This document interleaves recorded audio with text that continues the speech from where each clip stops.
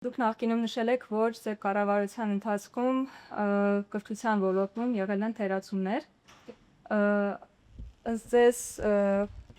նույն 90-ականների պատերազմի մասն է խոսքը, հետպատերազմյան կառավարման ընթացքում կրթությունից բացի այլ ոլորտներում եղել են թերացումներ, թե ոչ։ Եթե միայն կրթության ոլորտում են եղել թերացումները, կարող եք ավելի մանրամասնել, թե կոնկրետ ինչ թերացումների մասին է խոսքը, եթե այլ ոլորտներում նույնպես եղել են թերացումներ, կխնդրեի այդ մյուս թերացումների մասին էլ ավելի մանրամասնել։ Շնորհակալություն։ Ես չեմ կարող հիշեմ, ես հիշում եմ, որ այդ բանը ասել եմ կրթության ոլորտի վերաբերյալ, չեմ հիշում ինչ կոնտեքստի մեջ էր։ Նայեք, երևի չկա իշխանություն, որը կարող է ասել, որ իր իշխանության ժամանակ ամեն ինչ լավ էր։ Իհարկե չէ։ Ուղղակի այդպես չի լինում։ Հատկապես երբ որ ինչ որ մի քանի տարի անցնում է, հետադարձ հայացքով, sense մի քիչ մարդ այլ կերպ է նայում այն ժամանակվա արդյունքների վրա։ Իհարկե եղել են թերացում, բայց պետք է գործը միշտ գնահատվի, դու ինչից ես սկսել, ուր ես հասցրել։ Եվ ամեն մի ղեկավար իր պաշտոնը թողնելուց ինքը պետք է հաշվետու լինի ոչ թե sense abstract, լավա թե վատա։ Ինքը ինչ վիճակում է ընդունել իշխանությունը եւ ինչ վիճակում է ազնում իշխանությունը։ Նույնը վերաբերում է կրթական համակարգին։ Տվյալ դեպքում նախարարը ինչ վիճակում է ընդունել համակարգը եւ ինչ վիճակում է ազնել։ Ես կարող եմ ասել, որ կրթության հիմնական բարեփոխումները արվել են այդ ժամանակ, երբ որ այդ Բոլոնյան բաները մենք օրենսդրության փոփոխություն եւ իրականացում, օրինակ դպրոցների կառավարման մոդելը։ Իմ ժամանակ ենք մտցրել այդ կառավարման մոդելի, ծնողների խորհուրդ եւ այլ, փորձել ենք կապը ստեղծել դպրոց, ծնողներ, մենք ըստ էության քիչ բան ենք հորինել։ Հիմնականում այն մոդելները կայացած երկրներում հաջողված մոդելները համաշխարհային բանկից այդ ռևյունները իրենց վերցնում էինք եւ փորձում էինք կիրառել։ Այդ երկրների հետ կապվում էինք։ Այդ երկրներից փորձագետներ էին գալիս մեր մոտ, օգնում էին օրենսդրությունը բարեկարգել եւ հետո իրականացնել։ Այդ ճանապարհին բազմաթիվ խնդիրներ կային, բայց կարևորը հիմա գնահատենք, ուղղությունը ճիշտ ենք վերցրել թե չէ։ Իմ տպավորությամբ ուղղությունը ճիշտ ենք վերցրել։ Թերություններ կային, այո։ Կրթության մեջ իմ համար մի քիչ լավլի հեշտ էր անել։ Ես ինքս որ կուսակցական չէի։ Ես հետևում էի, որ օրինակ դպրոցի կուսակցականացումը չլինի, որովհետև միշտ այդ ձգտումը կա։ Դպրոցը մի ժամանակ օրինակ հատկապես գյուղական վայրերում դպրոցի տնօրենը այդ գյուղում լուրջ դեմք էր, որի ազդեցությունը տրամադրությունների վրա մեծ էր։ Ասեն հիմա ինչ ենք ասում, ձեր սերունդը լավ գիտի, ինֆլուենսեր, չէ՞ ասում եք sense բաներով։ Այն ժամանակ այդ գյուղի մակարդակով դպրոցի տնօրենը լուրջ ինֆլուենսեր է։ Սոցցանցեր հալա չկային, այդ ինստագրամներ եւ այլ, որ լավ սիրուն նկարվես բանանես, բայց դպրոցի տնօրեն, եթե մինտեղ փոքր քաղաքում հիվանդանոց կար, այդ բանը գլխավոր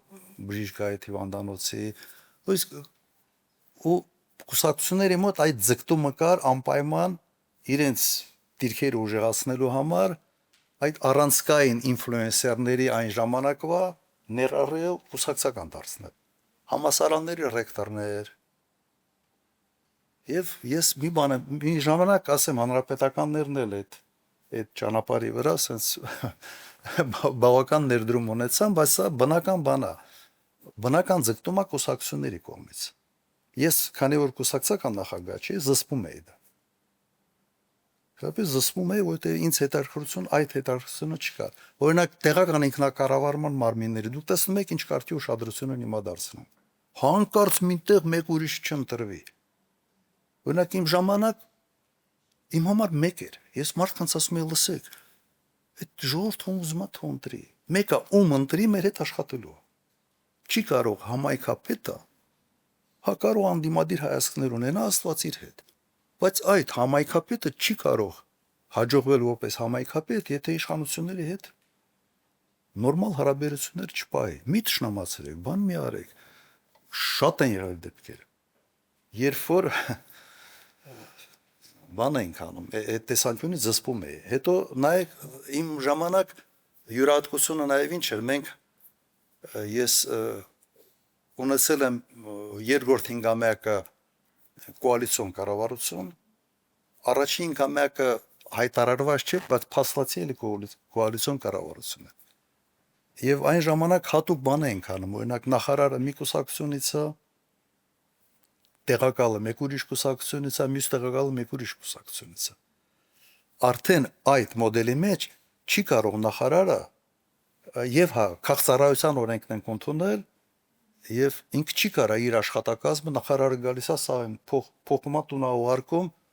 իր թայֆեն հավաքում։ Ըստ թայֆայության դեմ պայքարի ամենից հզոր գործիքը եղել է քաղաքացիական համակարգ։ Հետո քանդեցին այդ համակարգը, ուղղակի քանդեցին։ Բայց երբ որ դու ունես քաղաքացիական համակարգ եւ նախարարության արիթավար այդ բյուրոկրատիա կոչեցյալը, Գերմանիայի ուժը բյուրոկրատիայի մեջ է, գերմանական բյուրոկրատիայի մեջ է։ Հիմա ես փորձել եմ այդ բյուրոկրատիան ստեղծել,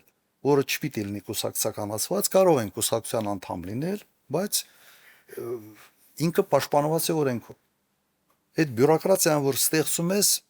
նախարարը մի կուսակցության անդամը, տեղակալը մեկ ուրիշ, չեն կարա այդ նախարարությունը թայֆա սարքեն։ Չի լինի։ Եվ սա իմ կառավարման ժամանակվա այդ ամենից երևի հաջողությունները ամենից մեծ գրավականներից մեկը դա էր։ Եվ այդ խորհրդի ղեկավարը, քաղաքացիական խորհրդի ղեկավարը, ուղղակի հաջող մարդ էր, ինքնից պրինցիպալ պահում էր։ Մենք այն ժամանակ դա ձևավորեցինք, հետո կանդվեց։ Համակարգը այսօր կարելի ասել գոյություն չունի։